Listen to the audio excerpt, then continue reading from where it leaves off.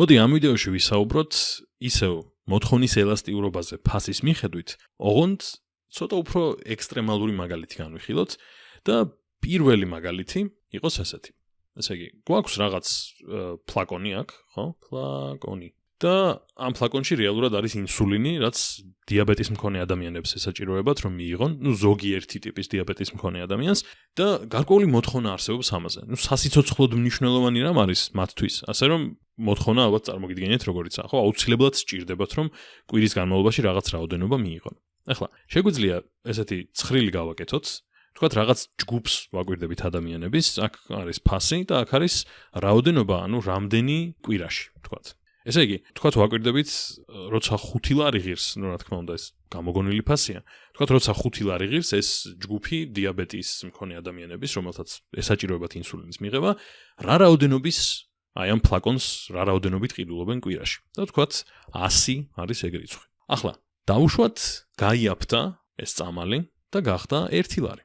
რა მოხდება მაგ შემთხვევაში? ამ ადამიანებს რეალურად სჭირდებათ კვირის განმავლობაში გარკვეული ფიქსირებული რაოდენობა. შესაბამისად, თუ ამ ჯგუფს კვირაში 100 ფლაკონი სჭირდებოდა და 5 ლარი როცა ღირდა ყიდულობდა 100 ფლაკონს კვირაში, მაშინ 1 ლარი რომ გახდა ისევ 100 ფლაკონს იყიდის, ხო? არ სჭირდება დამატებითი ინსულინის შეძენა რეალურად. შესაბამისად, აქაც გვექნება 100 ცალი, 100 ცალი კვირაში. რეალურად ცვლილება საერთოდ არ არის, ხო? ნულია ცვლილება. ახლა პირიქით წარმოვიდგინოთ, თქვათ, გაძვირდა, თქვათ ძალიან გაძვირდა და გახდა 100 ლარი. ამ შემთხვევაში რა ხდება? ამ შემთხვევაშიც რეალურად სასიცოცხლოდ მნიშვნელოვანი არის, ხო? ეს არის წამალი, რომელიც სასიცოცხლოდ მნიშვნელოვანია. ამიტომ ადამიანი სხვა რაღაცებიდან მოიკლებს ფულს, თუ არ შეუძლია თქვათ, რომ თუ საკმარისი თანხა არ აქვს, საკმარისი შემოსავალი თუ არ აქვს და მაინც შეიძენს ზუსტად იმდენს, რამდენიც სჭირდება, რომ დარჩეს ჯანმრთელი. შესაბამისად, ამ შემთხვევაშიც კვირაში შეიძენს ეს ჯგუფი 100 ცალ ფლაკონს. ისევე როგორც მაშინ როცა 5 ლარი ღირდა. რა თქმა უნდა, ეს არ ნიშნავს იმას, რომ მილიარდი ლარი თუ გახდა, მაინც ყველა შეიძენს, უბრალოდ ვერ შეძლებენ, ხო? მაგრამ ლოგიკურ ფარგლებში ან რაციონალურ ფარგლებში ადამიანი მოიკლებს სხვა რამეს, შეიძლება თქვათ ნაკლებად გაერთოს, ან ნაკლები თუნდაც საჭმელი მოიკლოს, გარკვეული დანახარჯები მოკლედ მოიკლოს, იმისთვის რომ იყოს ჯანმრთელი. რეალურად ესე იგი, მივადექით რაღაც საინტერესო მაგალითს. ეს მაგალითი გვიჩვენებს, რომ მიუხედავად იმისა, თუ რა არის ფასი რაციონალურ ფარგლებში, რაოდენობა, მოთხოვნა რჩება იგივე. ეს არის იდეალური არაელასტიკურობა. იდეალურად არაელასტიკური არის ამ შემთხვევაში მოთხოვნა ფასის მიხედვით. და შეგვიძლია დავთვალოთ კიდეც, რა რიცხვს ვიღებთ, მოდი ჯერ გრაფიკი გავაკეთოთ, უფრო მარტივად წარმოვიდგენთ ეგრე.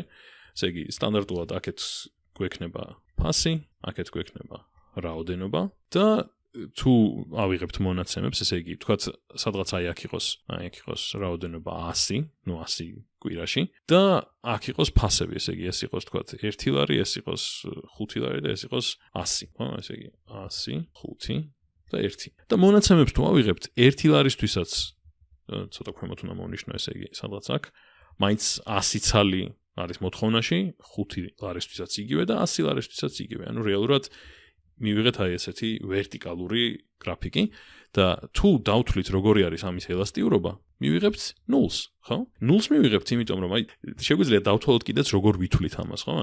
ესე იგი, როგორ გამოითვლება ეს გვახსოვს იმედია. ზემოთ გვაქვს პროცენტული ცვლილება რაოდენობაში და ქვემოთ გვაქვს პროცენტული ცვლილება ფასში, ხო?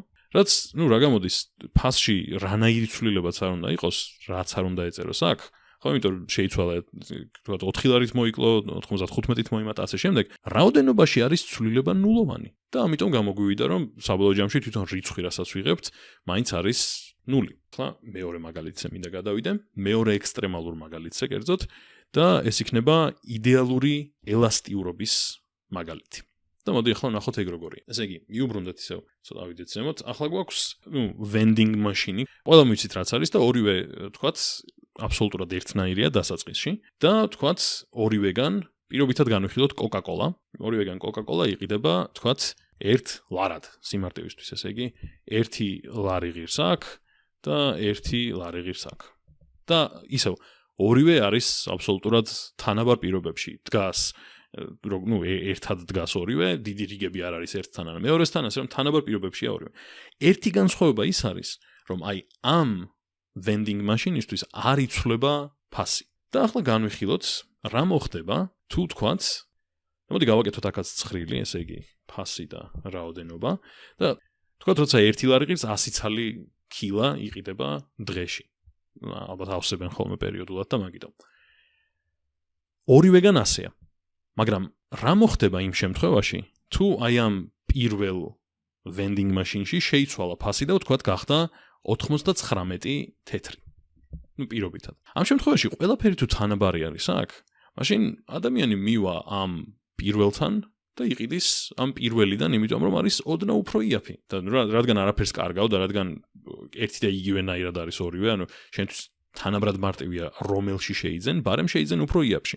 და შეიძლება შესაბამისად, ახლა უცებ 200-ზე ავიდეს, ანუ თუ თქვათ ორივეგან დღეში იყიდებოდა 100, ახლა ამ ერთი თეთრის გაიაფებით, ანუ ერთი თეთრით გაიაფებით, უცებ 200 გაიყიდოს დღეში პირობითად. და პირიქით, თუ თქვათ გახდა 1 ლარი და 1 თეთრი, შეიძლება საერთოდ არ გაიყიდოს, იმიტომ რომ ხალხმა თქვას, რა ვიცი, ეს უფრო იაფია, ბარემ აქვიზამთან. აქ დამატებით კიდევ ის მომენტი შემოდის, რომ 1 თეთრიანის მოძებნა ან რაღაც 2 ლარიანის ჩაგდება არ გინდა და ბარემ 1 ლარიანს ჩააგდებ. მაგრამ მაგ სიმარტივესაც რომ თავი დავანებოთ, მაგის მიუხედავად, მაინც ადამიანები შეიძენენ უფრო მეტად აქედან. ისე დღეში შეიძლება ცოტა ბევრი შეიძლება კვირაში უნდა დამეწერა, მაგრამ არ არის ეგ პრინციპში გადამწყვეტი რამ. და ახლა ამას თუ შევხედავთ, ანუ ამის გრაფიკს თუ ავაგებთ, როგორ გამოიყურება. ავიღოთ აქ ფასი, აქ რაოდენობა. ამჯერად ფასები არის ცენტრირებული ერთთან ახლოს ძალიან, ესე იგი, ეს არის 1 და ანუ აი აქვე არის ლარი და 1 თეთრი და აქვე არის 99 თეთრი. და ამ დროს რაოდენობებს თუ შევხედავთ, აქ გვაქვს 100 კილა კვირაში ჯობდა და მოდი დავწერ კვირაში, თორემ მაწუხებს, იმიტომ რომ დღეში რაღაც ძალიან მებევრება. და თუ დავუკვირდებით ახლა ამ მონაცემებს, თუ ავიღებთ როგორი მონაცემებია, როცა ღირდა 1 ლარი იყო მაშინ დაახლოებით 100 კილა კვირაში, როცა გახდა 99 200, ესე იგი თითქმის იგივე ხაზზე არის და არის 200, არ ვეცდები ახლა რომ განვასხვაო მათ სიმაღლეები და როცა გახდა 1 თეთრი ძვირი საერთოდ აღარ გაიყიდა, ხო? ანუ სადღაც აი აქაა მონაცემი. ანუ თამამად შეგვიძლია გავატაროთ რაღაც აი ესეთი ხაზი, რომელიც შეიძლება ცოტა დახრილი გამოდის, მაგრამ ძალიან მიახლოებული არის აი ესეთ ჰორიზონტალურ იდეალურად ელასტიურ შემთხვევასთან. ეს არის იდეალურად ელასტიური. ანუ ორი მაგალითი განვიხილეთ. ერთ შემთხვევაში გამოჩნდა, რომ უბრალოდ პროდუქტია იმდენად მნიშვნელოვანი, რომ მიუხედავად იმისა, რა ფასს დაადებ ისევ რაციონალურ ფარგლებში, მაინც არ შეიცვლება მოთხოვნა ამაზე და ეს არის იდეალურად არაელასტიურობის მაგალითი. ანუ რომ წარმოვიდგინოთ, თქვათ, ისევ ანალოგია რომ გავაკეთოთ რეზინთან, რეზინის ნაცვლად აგურის გაწელვა რომ სცადო და საერთოდ რომ არ გაიწელება რაციონალურ ფარგლებში, ანუ სანამ ხელებით ეკაჩები, აი რაღაც ეგეთი არის ეს. რა თქმა უნდა, შეგიძლია რომ აგურის ორად გატეხო გარკვეულ ძალას თუ მოსდებ, მაგრამ მაგაზე არ ვსაუბრობთ, ანუ რაციონალურ ფარგლებზეა საუბარი.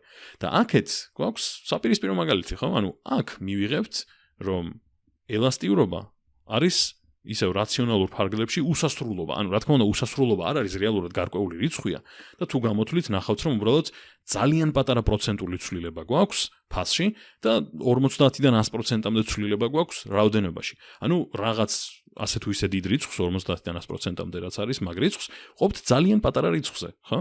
შესაბამისად ძალიან დიდ რიცხვს ვიღებთ. ამიტომ უსასრულობა არაა, ეფექტურად არის უფრო. ანუ რეალური უსასრულობა ცხადია არა, მაგრამ ძალიან დიდი რიცხვია და შეგვიძლია გამოვხატოთ აი ასე.